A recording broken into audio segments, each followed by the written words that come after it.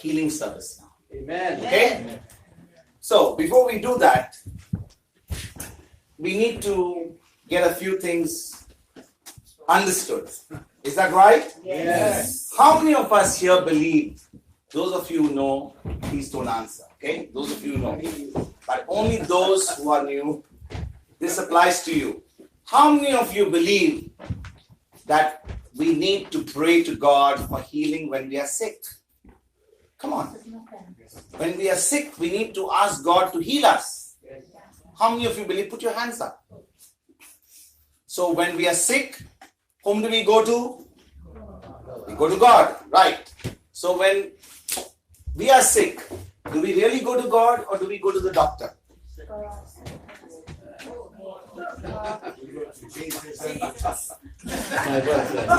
We go to Dr. Jesus or we go to Dr. Tom? Dr. Jesus. Sure, we go to Dr. Jesus. The first thing we feel pain in our body, we feel sick in our body. What is the first thought that comes to us? Dr. Jesus, or I need to go to my GP and I get an appointment in the NHS. Let's be frank, because you are paying to get those services from the NHS. So if you don't have a thought of going to the NHS, then you better stop paying.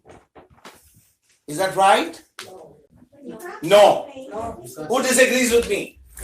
So whom do we need to go to? Well, let's see what this says. Okay? What happened on the cross of Calvary 2,000 years ago? 2,000 years ago, what happened?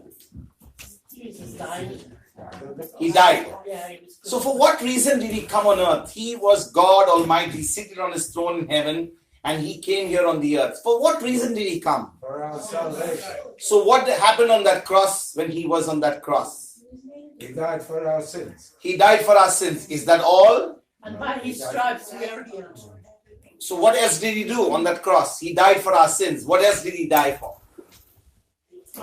Our salvation. Salvation. The word of God says he carried all our infirmities That's right. Yeah. on his Yeah, he did so on the cross. many a times when we think of the crucifixion of Jesus, we always believe that on that cross he only carried our sins. Yeah. And when we believe our sins are forgiven, we believe we are saved. So in the meantime, God wants us to go through sickness, a little bit of ache here, and as we grow older, more the aches because we are growing in age. Is that true? Yes. Because that's what we have conditioned ourselves to. But on that cross, it says, Jesus carried all our infirmities.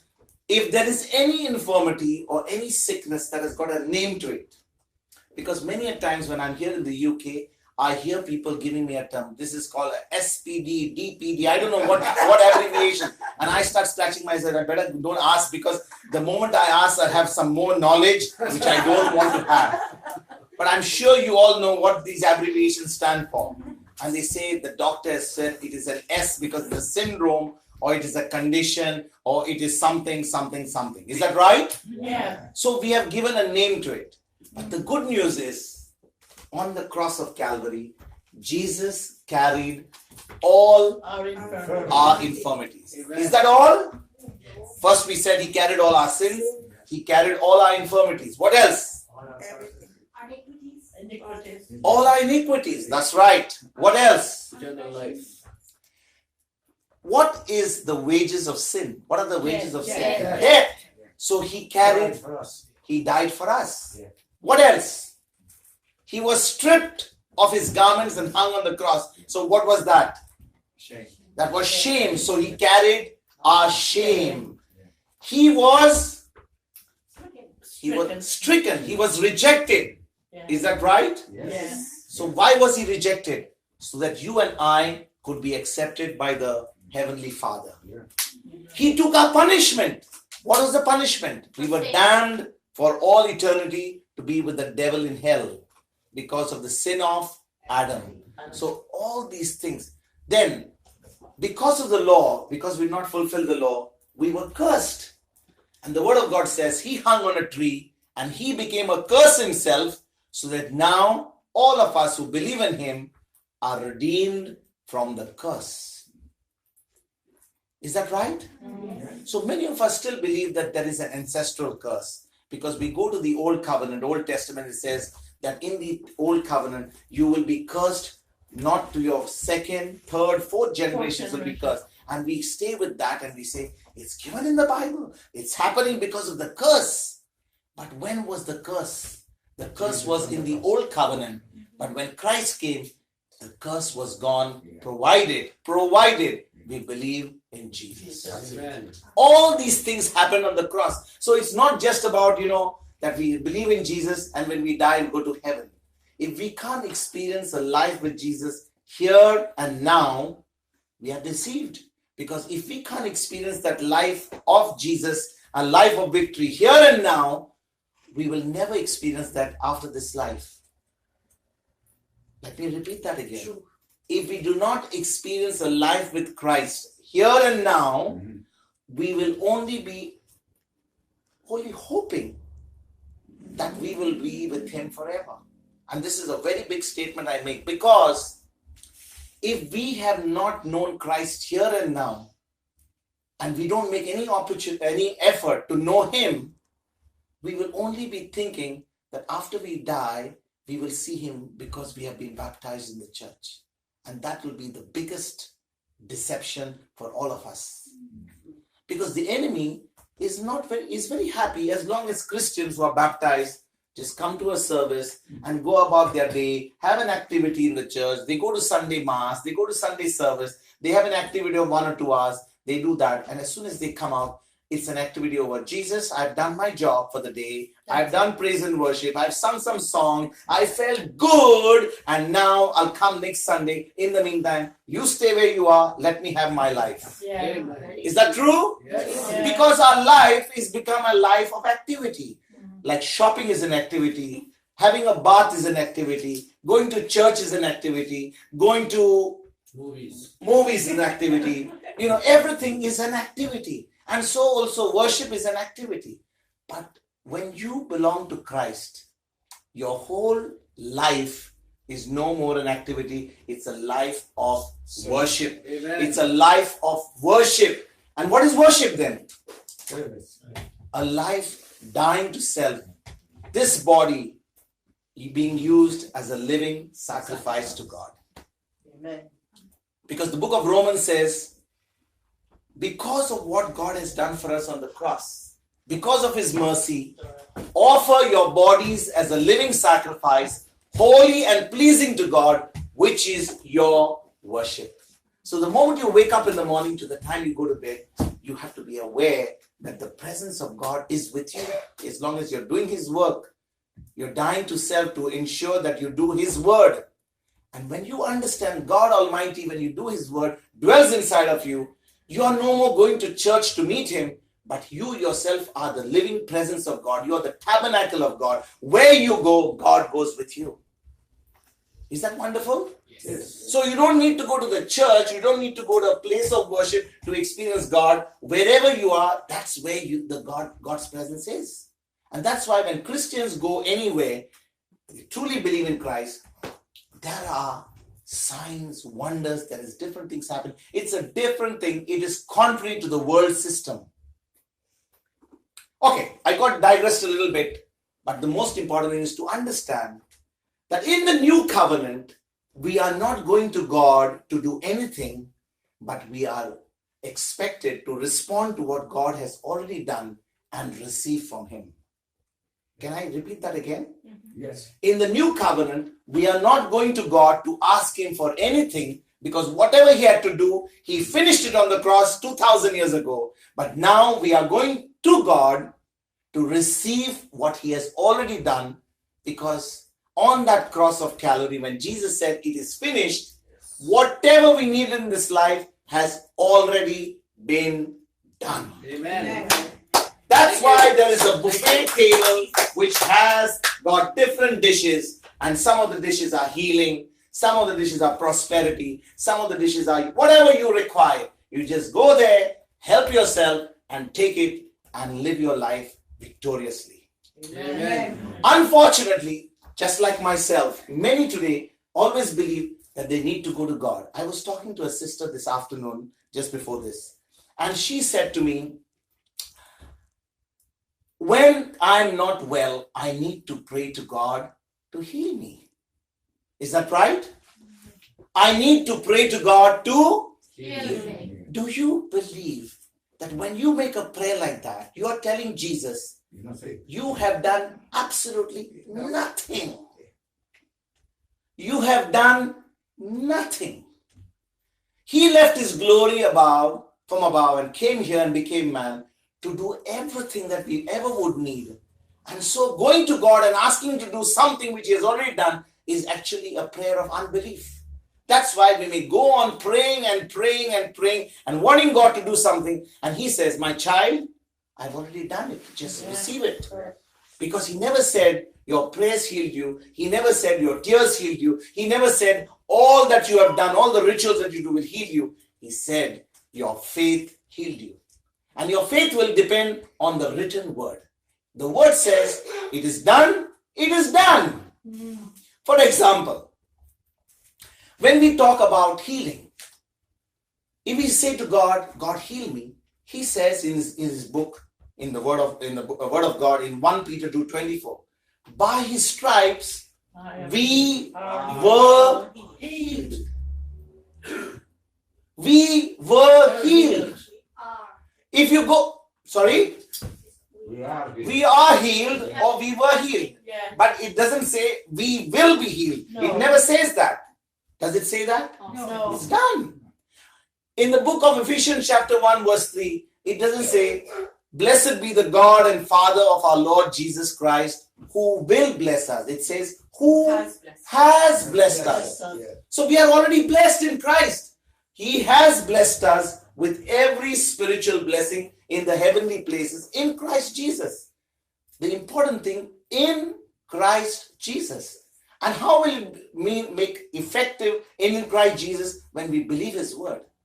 When we believe what his word says. So everything in God's kingdom, in the new covenant, post-resurrection of Jesus, in the era of the Holy Spirit, is already done, dusted, finished. It's no more God getting involved. I'll make a statement now. God is healing no one for the last 2,000 years. Can I say that again? Yes. God is healing no one in the last 2,000 years. So if you go to God to ask him to heal, he says it's already done. Can you just believe what I've done? Change your thinking and receive your healing. Amen. We say, God bless me. He says, I've already blessed you. Can you change your thinking and believe what God has done?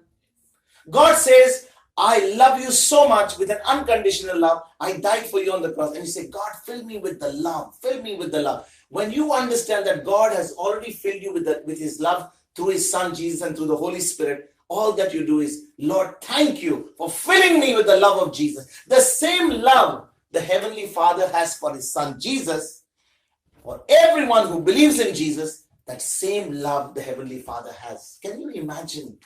We look at Jesus, he's the sinless Son of God. Can the Heavenly Father love me? Look at me. I, a sinful person. If you believe in Christ, God loves you and me with the same love that he loves his son Jesus. Amen. And where does it say that? It says in John 17:26. Jesus praying for his disciples and says, Father, fill my disciples with the same love that you have had for me. And Jesus won't make a statement if it's not true. Every statement that, so just imagine the love the Heavenly Father has for us in Christ Jesus.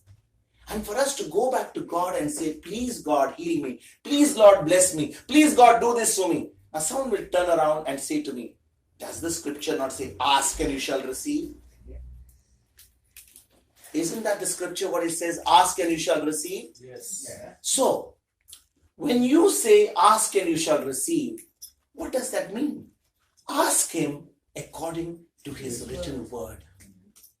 Ask him what he has promised.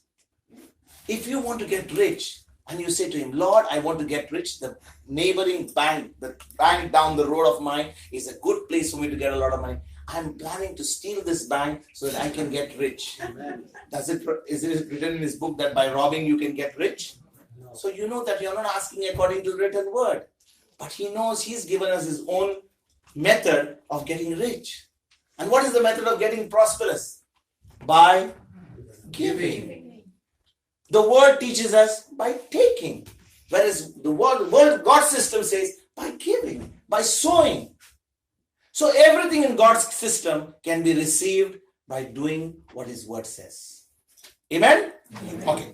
So let's go to Mark chapter 11, verse number 12 onwards.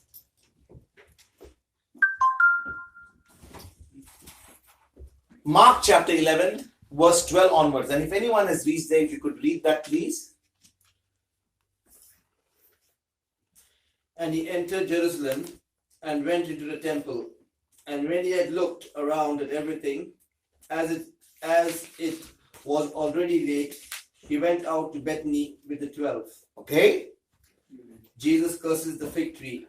On the following day, when they came from Bethany, he was hungry. On the following day, when they came to Bethany, now Jesus is moving with his 12 disciples to Bethany. Was Jesus 100% man? Yes. Did he feel hungry? Did he feel thirsty? Did he need to have breakfast, lunch, dinner? Yes. Did he need to have tea, coffee, Yes. snacks? He was 100% man, so he felt hungry. Okay. And seeing in the distance a fig tree in leaf, he went to see if it could find anything on it. So he sees a fig tree. He's on his way to Bethany with his disciples. He sees a fig tree with leaves on it, and he goes there looking for Figs. figs. Okay. When he came to it, he found nothing but leaves, for it was not the season for figs. Okay, hold on. It's not the season for figs. Jesus is crazy to go to a fig tree to take figs when it is not the season for figs. Did anyone understand that? Is Jesus not in his mind? Imagine, is there a season for strawberries? Yes. When is the season for strawberries? I wouldn't believe Is that right now? it. That's why I saw a lot of strawberries while we were coming from Swindon here to London. And I don't know whom I told, my brother Savio, he dropped us. I said, is the season of strawberries? And he said, yes, it's the season for strawberries. They were all nicely laid out there on different places on the roadside. This is the season for strawberries. Would you go in the month of January for strawberries? No. But Jesus goes for looking for figs when it was not the season for figs. That's what it says. Can you read that again? Yeah. When he came to it, he sees only leaves on the tree. When he came to it, he found nothing but leaves, for it was not the season for figs. Yeah, but there was leaves on the tree. Okay? And usually when there's leaves, there's figs. Okay? Yeah. So when there were leaves on it, there should be figs. Yeah, and So- he thought there were figs. Yeah. Wonderful. Absolutely right, sister. It was not the season for figs. But if there were leaves on it. Because with the leaves come the figs as well. That's the characteristic of a fig tree. Is that right? Yeah. If there are leaves. So for example, you go to a strawberry tree in the month of January, surely there'll be some characteristics about it. Probably it is winter time, you can't have any leaves on it, you probably not have any fruit on it. In India, you can't be looking for mangoes in the month of October or November. You probably will find some flowers on it. But if you go in the month of March, April, May, Yes. you surely will find mangoes. So imagine someone goes in the month of December looking for mangoes. It looked very strange. Is that right? But the fig tree has a characteristic. Because it has leaves, it must have figs. Very good. Okay, go on, Brother Alan. Verse 14. And he said to it, may no one ever eat fruit from you again. And his disciples heard it. Why did Jesus have to say to this fig tree, let no one ever eat fruit from you again? When the tree has leaves on it, what does that mean? It's supposed to give Fruits. fruit. Is that right? Yeah. This tree had only leaves on it. It wasn't bearing fruit. Leaves are always for the tree. Yeah. Fruit is for others. Yeah. Yeah. Leaves are always for the tree. Fruit is for others. others. Now, let me put this to you. What is the purpose of a tree? Just to occupy space? You know, for oxygen and all kinds. Only for oxygen? Or for fruit. For A fig tree's job is to give figs. figs, yeah. We don't need oxygen from it. If it can give oxygen as well, No. so be it. But a fig tree is supposed to give figs. Yeah. Okay, if a fig tree is supposed to give figs, and a strawberry tree is supposed to give strawberries, mango tree is supposed to give mangoes, are we also to give fruits? Yes. Yes. Yes. Yes. Let's see what we are supposed to do. We all talk about trees giving, like the sheep are supposed to give their wool and Yeah. milk. Goats are supposed to give milk. Cow is supposed to give milk. Everything is supposed to give something, right? Yeah. Let's see what we are supposed to do. Let's go to John chapter 15, verse 5. John chapter 15, verse 5.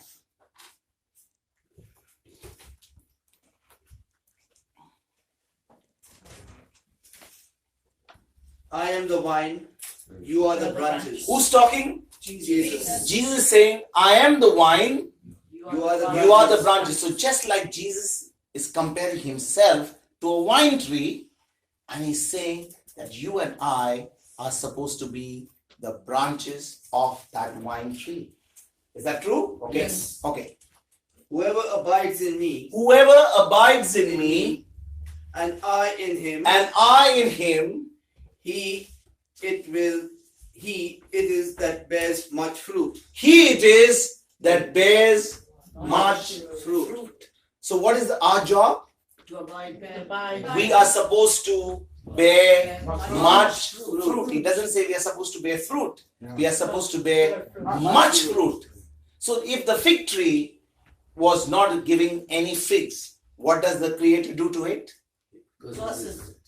He says, no one shall ever eat Figs. figs from you again. So what is, if no figs are going to be eaten from a fig tree, what's the end? Is that the end of the fig tree? Yes. Yeah. Surely the Creator has made that fig tree to bear fruit. What about us? How are we in this world for? To bear fruit. To bear fruit. Is that right? Yes. So how do we bear fruit? He's given us the answer. What is the answer? How does John 15:5 say? Abide in him. I am the vine, you are the branches. Okay. Whoever abides in me, Whoever abides in me and I in him, and I in him, it is that bears much fruit. he it is That or bears- she it is that bears much fruit.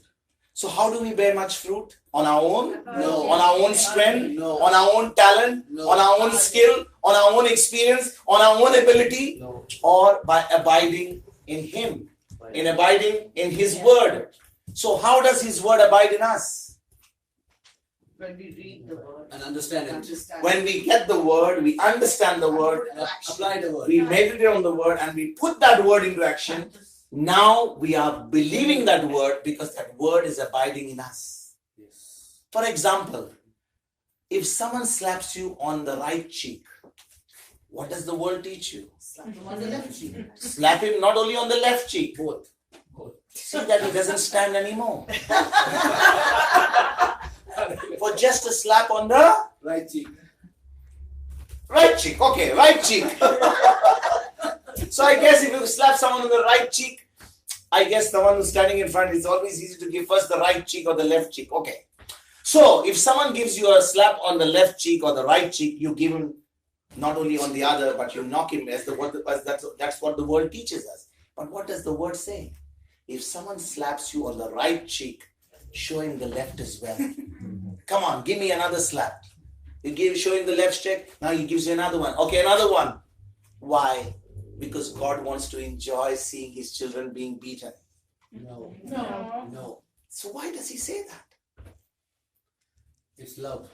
You abide in Him, He did it for us, we do it for others. Does the Heavenly Father take so much of pleasure? Surely it is written there, isn't it written? It is. If someone slaps you on the right cheek, it's not going to pain you because you belong to Christ. It doesn't pain you. Is that right? Anybody else who doesn't belong to Christ, it hurts him. But when you belong to Christ, it doesn't hurt you. So you show him the other one. And if he's not happy with that, show him another one. Spank him, but just don't retaliate. And give pleasure to our God because He loves His children getting nice stand left, right, center. Is that what it says? No. What it really means is, I'm just giving an example about abiding word. When someone gives you on the right cheek, you show the left cheek. Why? Because when you let him have the left cheek, now he gets into the battle. Amen. When you show him the left cheek, instead of you letting take action for what the person has done, now give the battle to the Lord, and He knows how to fix the person who has given you one shot, and if He's given you another one, He knows how to get that guy fixed up. But what do? We need to fix him up ourselves. Don't we do that? Yes. When someone has been an enemy who's done hurt to us, what does He say? Love your enemies and pray for those who do persecute you. But what do we do if it's our enemy?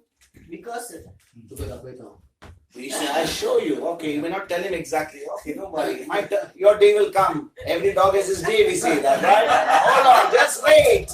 Just wait. And then when you see somebody else, serves him right. Good, come on, you're inside celebrating. Why? Because you're so happy that you have got even with the man. Is that true? Correct. That's what the world teaches us. yes. But when we do what His word says, then we give the battle to the Lord. Now, for us to do what the word says, how will we know? Unless we get to the word. Unless we let that word abide in us. Because if you don't have the abiding word and the situation comes, what will you do? You will do exactly what you have been taught and what the word tells you to do. But when you have the abiding word in you, now you are bearing fruit of the kingdom. And what is the fruit of the kingdom?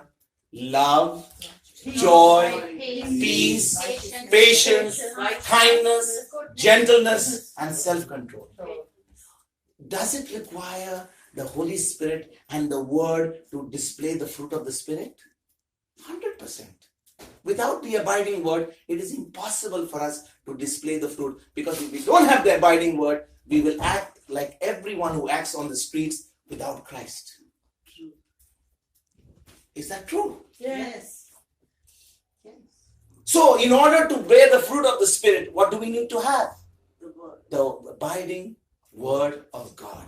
And the promise says in John 15:5 that when we have the abiding Word, we shall bear much fruit. And people will say, wow, they treat him so badly. Look at him, he's so cool as a cucumber. Look at the smile, he's not bothered. There must be something in that guy or something in her that makes her act that way. Let me get to know her. Let me get to know what she has so that I too can have the same thing as that. And that's the way how we will bear fruit and let the kingdom of God spread, because that behavior is contagious. Yes. But if you do it just like the world does, everybody on the street does, then what is the use of being called His followers, His disciples?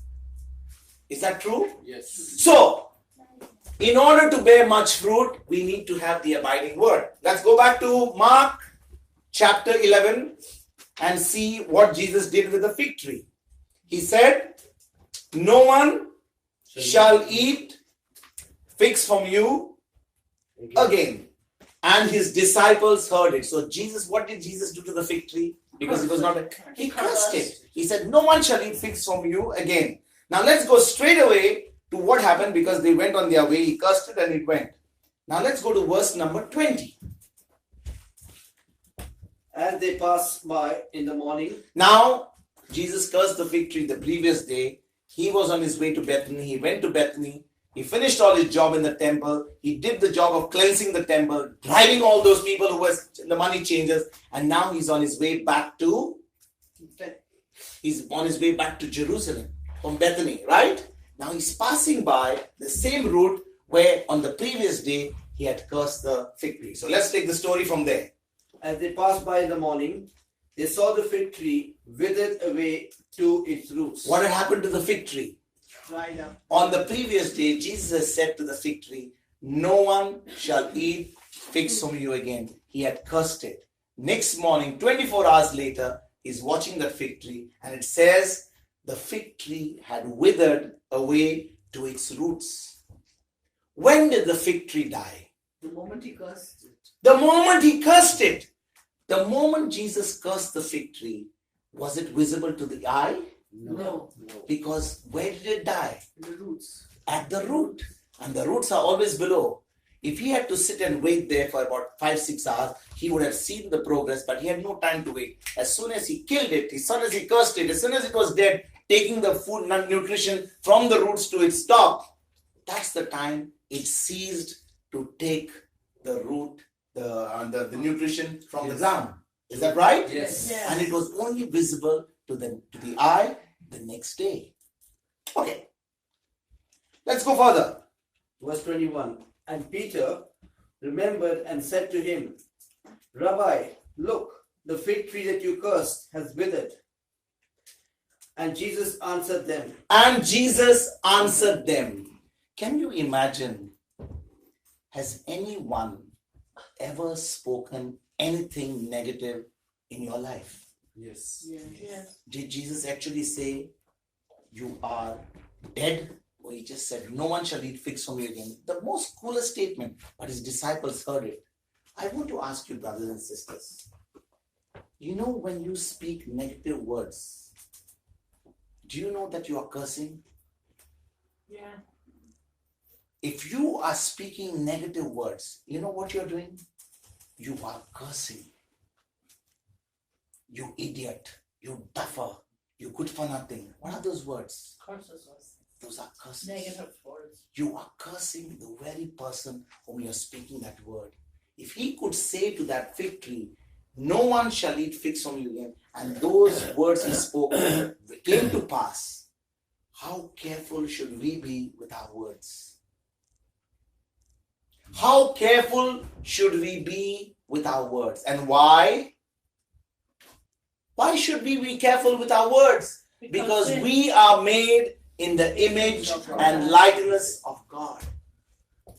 Because words carry power as well. Words carry power. Just like God spoke through his words, the sun and the moon and everything that is. In the same way, man has got the power to speak words and create his world. Where we are right now is because of the words we have been speaking. We have been trained from our childhood to speak what we see, to communicate what we hear, to say what we feel. For example, I don't feel well. I feel tired. I open my mouth. I am tired. I am weak. I am sick. These are the words we have been trained to speak. Is that right? Yeah. So we speak what we feel. We speak what we see. In fact, you don't in today's world, you don't even need to have to watch television, because we ourselves have become the mobile televisions. We are good reporters of everything that we see, hear, taste, smell, and feel. The moment someone operates according to their senses, that's the time the person is operating in the most low level. The most low level. That is why we need to speak our faith, which is called the sixth sense. And that sixth sense will always come when we get into the abiding word of God. Amen. Are you understanding what I'm saying? Yeah. How will this abiding word of God, how will we be able to speak contrary to what the world says? When we have the abiding word of God in us. Because this word that we speak has the ability to create our world. Where we are right now is because of the words we are speaking. But the good news is we can be in the place where we want to be by changing our words. By changing our words. What does Proverbs 18:21 say? What does Proverbs 18:21 say? Let us see what is the power of our words. Because once we understand that when we speak words of faith, that faith has the ability to do the job and bring to pass what God's word says. But when we open our mouth and speak what our circumstances say, what our sight says, we are making that situation worse. So let's see what Proverbs 18:21 says. Death and life Death and life are in the power of the tongue, are in the power of the tongue, and those who love it will eat its fruit. and those who love it shall eat its fruit. Can you imagine? Death and life is not anywhere else. It's in the power of my tongue. So where is the power? Under my nose, in my tongue. So how will I change my circumstances? If I'm sick, I'm not well, I've got some issues, how will those circumstances change? By changing the word and being in agreement to what God's word says. Amen. But somehow in our life, we have been told that the word of God is supposed to be only read in the church when we gather as an activity. The rest of the time when we are out, we are supposed to speak what we see, what we hear, what we taste, what we smell. Is that true? Yes. We have been trained from our childhood that way. That worship, that prayer is an activity. When we have finished that activity, we have finished our prayers, we go to the Blessed Sacrament, we go to Mass, we pray, and that is it. We have finished our day. God, we have done our part. Rest of it, we say what we want, what we hear, communicate every junk and every filth of this world, and we are losing the battle of faith. But today, the Lord says, life and death is in the power of the tongue. Just as Jesus could curse a fig tree that was not bearing fruit, in the same way, today, if there is anything in our lives that is not come there to bear fruit, do we have the power to curse that and destroy it? Yes. Is cancer come in your body to Yes. bless you? No. No. Is cancer come in your body to give you glory? No. Is cancer come in your body to make you comfortable? No. Cancer is come in your body to kill destroy you, your life. destroy you. But praise God, you have power on your tongue when you believe the word and you curse that cancer. That cancer in the name of Jesus dies from the root. Amen. In Jesus' And that is name. why when you know what has come to bless you and what has not come to bless you, you know through the word, through the power of your tongue, believing in what the word says, you can destroy that sickness. Amen. The reason I'm taking this passage is to tell you, today you have to realize that the power is not in a preacher, the power is not in a person who's a pastor, To the word of power God. is in every believer of the Lord Jesus Christ.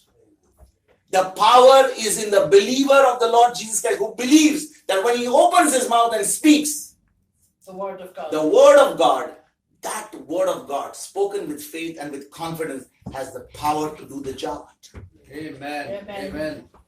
So aren't we victorious people? Yes. Yes. Do we need to be beggars or do we need to be believers? Believers. Do we need to go to God? God heal me. God bless me. God touch my family. God do this. And he's saying, my child, it's already done. Take your authority. Open your mouth. Speak my word. Do that. And it is already done for you. Because we have not known that. We still keep doing the same thing over and over and again. And what? Let me ask you. If you have been doing a particular thing every day and you want a different result, isn't it stupidity to do the same thing and expect a different result? If you have been doing a particular thing and you have been getting the same result or getting no result, do you think by doing the same thing you can expect a different result? No. Surely not. Because the way we have been operating has not been giving a result. But when we understand the word, we know what the word says, we take our authority in Christ, we speak our faith. Now, that understanding, that speaking, that confidence has the ability to get the job done and give us everything that Jesus has done for us. And he said it is finished on the cross. Amen. Amen. Amen? Amen. So, what is the application then? When Jesus says he cursed that fig tree, in the same way, you and I have the power and the ability to curse and destroy every sickness that has come in our body. In Jesus' name. In the name of Jesus. Did you understand? Yes. So just as Jesus cursed the fig tree, you and I have the ability to curse that sickness in our bodies.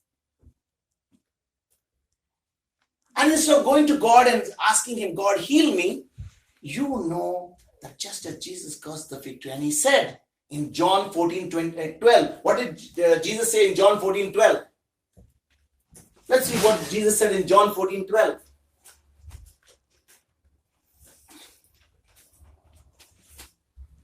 John 14:12. Truly, truly, I say to you, Truly, truly, I say to you, whoever believes in me whoever believes in me will also do the works that I do. will also do the works that I do. Did Jesus curse the fig tree and it died? Yes. Did Jesus heal the sick? Yes. Did Jesus raise the dead? Did Jesus cast out devils? He Yes. says, when you believe in me, you will do the same works that I did. What is the condition? To believe in Jesus. To believe in His word.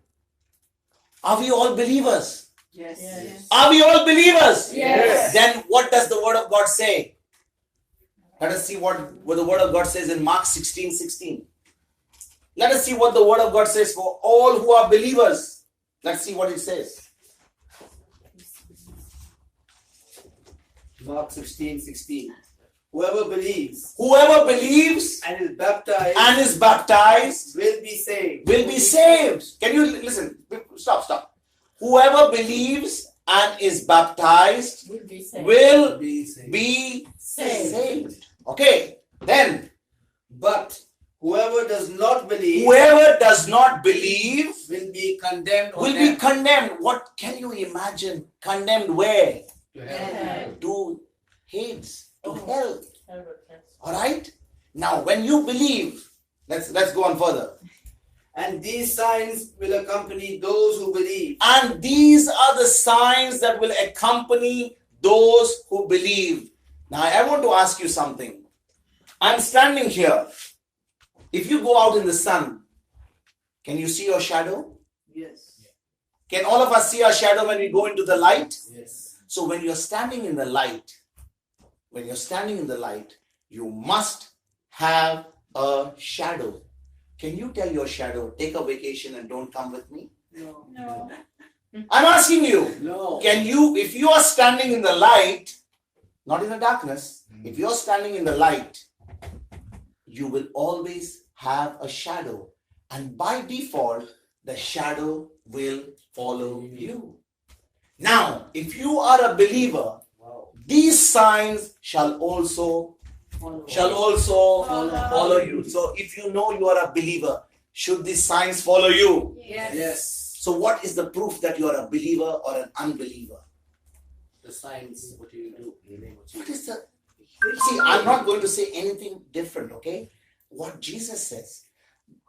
Those who believe and are baptized shall be saved. Those who do not believe shall be condemned. Right? Yes. Then he says, those who believe, these signs shall follow you.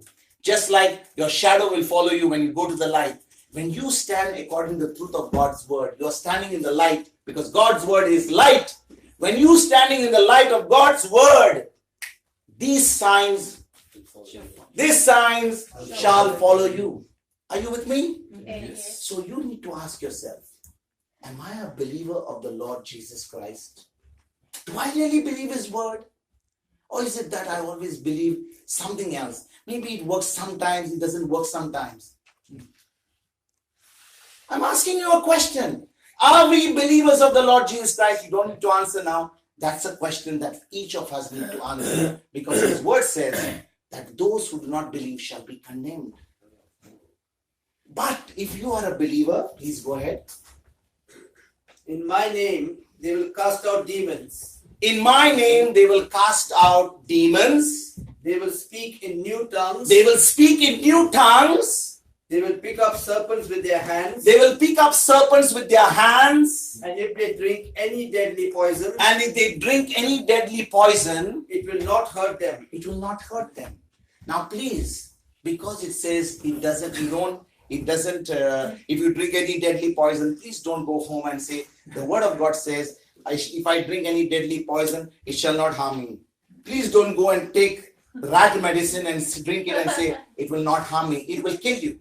Yeah, of course. Yeah, because it's putting the Lord to the test. You cannot. It will kill you. Of course. Then you'll say, oh my God, Lord, you said, if I drink any deadly thing, it should not hurt me.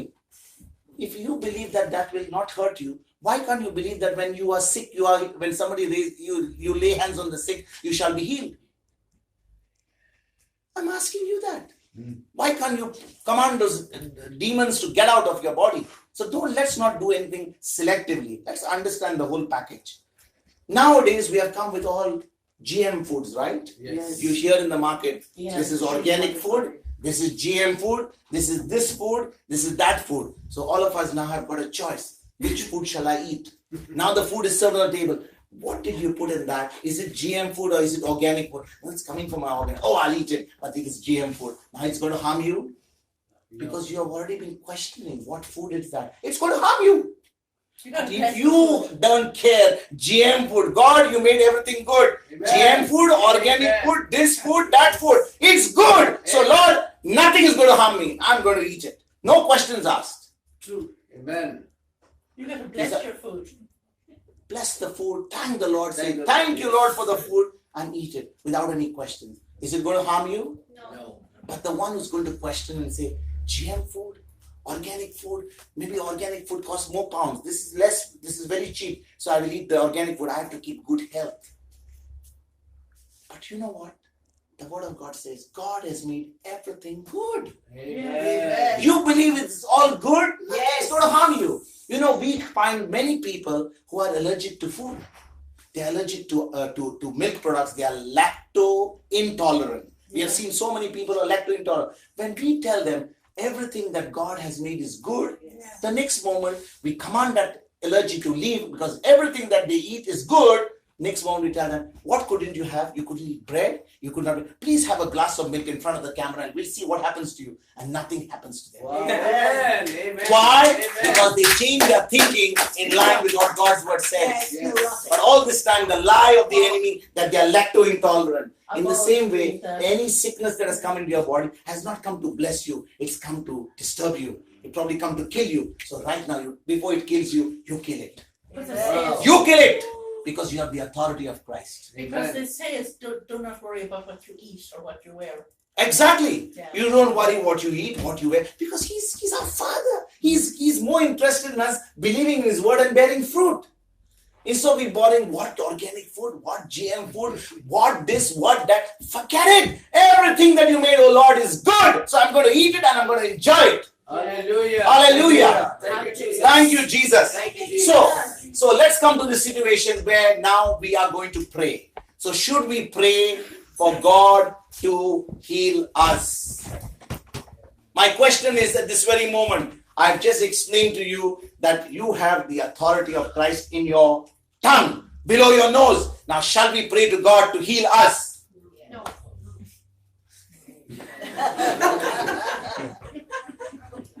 I just told you that healing is already over on the cross. So should we pray to God to heal us? No. Why? Already done. Already done. The moment you said it is done, your healing has already happened. Don't just say it because I'm not taking a grammar class now. I'm not taking an English grammar class right now, where because God will heal me, you change it to God has healed me. So if you believe God has healed you, believe that you are already healed. Wow. Amen. If you believe you are already healed, then all is left for you right now to receive what God has already done. And when you receive what God has already done, you open your mouth and you say, thank you, Lord, that I'm healed and restored. Yes. In Jesus' name. Amen. Amen. So do you need me to heal you? No. No. Do you need the preacher to heal you? No. Do you need anyone to heal you? No. Who has already healed you?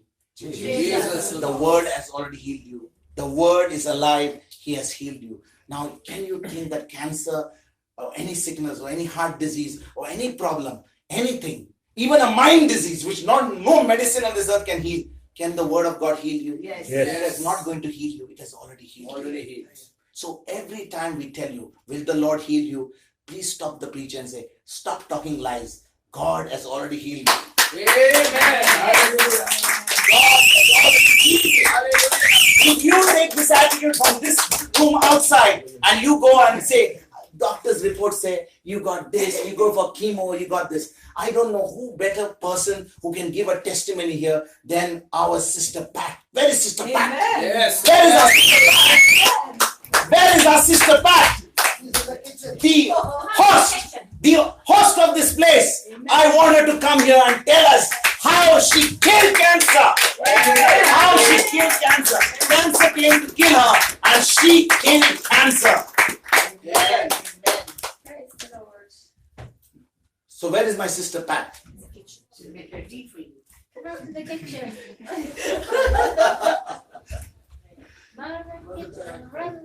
So you know what, brothers and sisters, if from today we can only, when she comes, from today we understand that whatever we need in God's kingdom Hey, is brother. already done, Hey, brother, then I brought Angela with me. fantastic! Come on, welcome Sister Angela to give us your testimony of how Don't you... yell so much, she might go away. Yes, please. So please put our hands together for Sister Angela who will use the word of God and destroy that sickness in her body. The floor is yours, sister.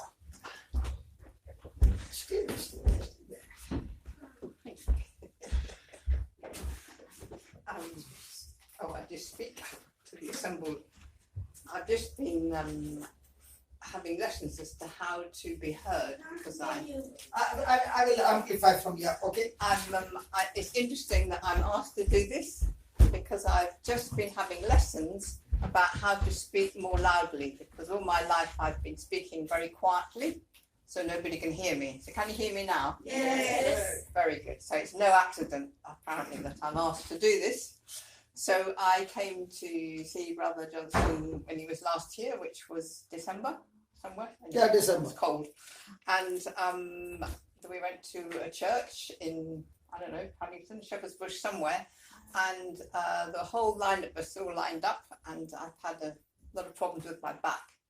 And turns out I've got some fractures in my spine. I did have osteoporosis, nice label.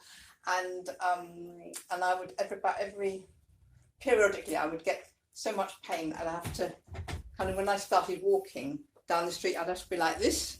And then gradually, if I did it, eventually it kind of eased up. And then after about a fortnight, it would kind of recover and I'd be all right. And then it would happen again and everything. And but since then, I haven't had any of those instances. Plus, hallelujah. And I really felt when I was in the church, because there's one other time that you'd put your hands on me and I thought, no, that's not going to work. How can that work? Because this is a big grown-up illness and, you know. How many years? Oh, that's interesting. Probably about 5 or 6. And I mean, I could still walk around and everything, but I just had these periodic things, and I was shrinking. I used to be 6'1". I'm clearly not 6. I've lost about 5 inches. And when we were in the church, I don't know. There was just something that happened. I really felt something going through my body. I can't really. Spirit of God. Spirit of God. There you go. And now if I say anything about my back, I say I used to have this condition. I don't go into the church and all that because. Well, anyway, I probably could do, but I don't do so. So that's really it. And It's been more than a year now. It's about a year. Yeah. And no more attacks. And I was the other thing. Not only did I have this pain, but I was getting more and more like this quite quickly. So that I've got pictures of me like 2 years ago when the straightest I could be was kind of like that, and I could tell I was going to go. And now I'm getting straighter. Hallelujah. And taller. And taller as well. When you next see me, I'll be like. Because that's what the Bible says. The woman with the issue of blood grew worse. She grew, but worse. Because her mind was totally on a situation. But when she heard about Jesus, she changed the words, changed the imagination, changed the belief. She began to grow better. So you are still growing. I am. And also, God knits bones, doesn't he? Yeah. Somewhere in the Bible. Yeah, the knitting of the bones. There you go. And after that, there is no more fracture. There you The go. spine has become straight. Absolutely. And your voice also is opened up now. Yes, I'm doing more of that. And And also yesterday I tripped. I've been doing decorating in my house. The last time I decorated in my house, I broke my wrist and ended up in hospital. So I've been very careful. And I fell and I didn't even hurt myself. Hallelujah. so that doesn't mean you keep on falling down. No, it was just a little demonstration because I was coming here today. I expect so I could tell you about it. So praise God. Amen. So isn't she looking beautiful, better than this? Absolutely. Hallelujah. Thank you so much. Hallelujah. Yeah, come brother. Praise the Lord. Isn't this job wonderful? Amen.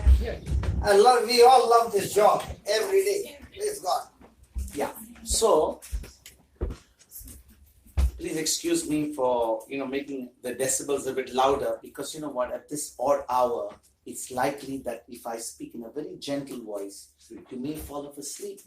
So my only intention was, whenever I saw eyes get a little bit dimmer, I could see eyes really that were closed, and I could see even my brother, who I could not see around, maybe somewhere outside this hall, who was also having a little bit of, the spirit of sleep. He also was attracted to get up to hear what was happening here. Okay, so just to finish off, do you think that we need to ask God to heal us? Yes. No. Oh, no. No. What is required at this stage? Listen. We need to believe what He has already done Yes. and only receive. Exercise Only receive it. For example, I love to give this example everywhere I go, because this is the one that clearly explains what really faith is all about. When all of us have a bank account, don't we? All of us? Yeah. When we need to withdraw money from the bank, what do? Do we go to the bank manager and say, "Can you give my money? Please give me my money." No. He said, "Please, I need money now. Can you give me my money? Please." No, we don't beg. We don't beg. What do? Automatically take it out. You take it, you use your ATM card and withdraw. On a check. You write a check and you withdraw. Is that right? Because you know that you have money in your bank account. Can you imagine a person who's got money in the bank account, $1 million, and sitting at home and starving? "Lord, I'm hungry. I don't have lunch. 3 days I'm hungry," and he's got lots of money in the bank. Can you imagine a situation like this? Never. Because you'll go to the bank and take it, right? Yes. Will you stay hungry when you've got money in your bank account? No. If you are not going to the bank account, please give me your ATM card. I'll empty your bank. Will you do that? Surely, because you're not using the money when you're starving. Amen. Amen. Let me use it to put it to good use. If you are not eating your food and you want starving to death, does anyone starve to death? No. The poor. Does anyone starve to death when you have money to buy food for you to eat? No. You don't do that, right? Only if I don't have the In the same way, only if I don't have the knowledge that the money is there in my account. no, because you have money, brother. Because you have money, in spite of having money, you are still not doing anything. You're sitting down there and starving in spite of the money being in your bank account. In the same way, the word of God says in Ephesians chapter 1 verse 3. Can we read that? What Ephesians chapter 1 verse 3 says? That we have an account. That we have an account. And let's see where that account is. Ephesians chapter 1 verse 3. Blessed be God And Father of our Lord, Jesus Christ, who has blessed us who will bless us. Who will bless us? Who will bless us? If He has blessed us, why are you still begging Him to bless you?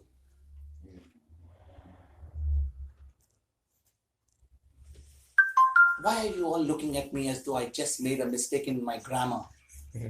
Does the word of God say that God will bless us? Has blessed us Yes. with every spiritual blessing with every spiritual blessing in heavenly places in heavenly places in Christ Jesus. in Christ Jesus. Can you imagine that all of us here who believe in Jesus have a spiritual account that you can't touch it? You can't touch it. Just like you go to the bank account and have got an ATM card and put an ATM card, and then you suddenly have those notes, those pounds coming in, and you take it and put it in your pocket. You can touch it, right? In the same way, all of us in Christ Jesus have a spiritual account. Where is it? In the heavenly places. So in the spiritual realm, we all have a bank account. Now, in that bank account, what is there?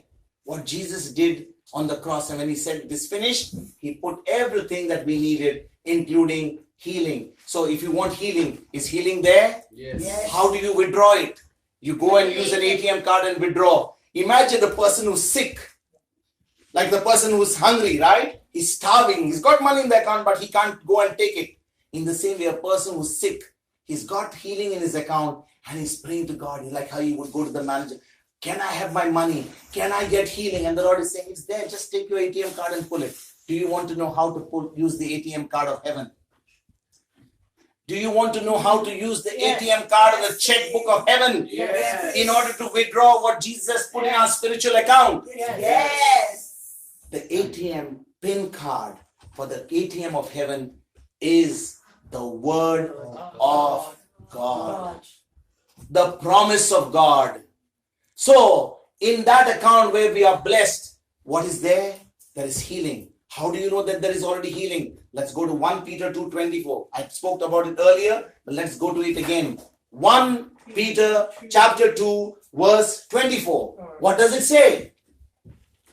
He himself bore our sins in He his body himself bore our sins in his body on the tree, on the cross, that we might die to sin that we might die to sin and live to righteousness. and live to righteousness. What does this mean? When we believe in the sacrifice of Jesus, that he paid it all for us, now because of what he has done, we become righteous. We don't become righteous because of what we do. We can never do anything to become righteous before God. When we believe in the sacrifice of Jesus, that sinless Son of God, we believe in his sacrifice. We believe that he shed his blood for us.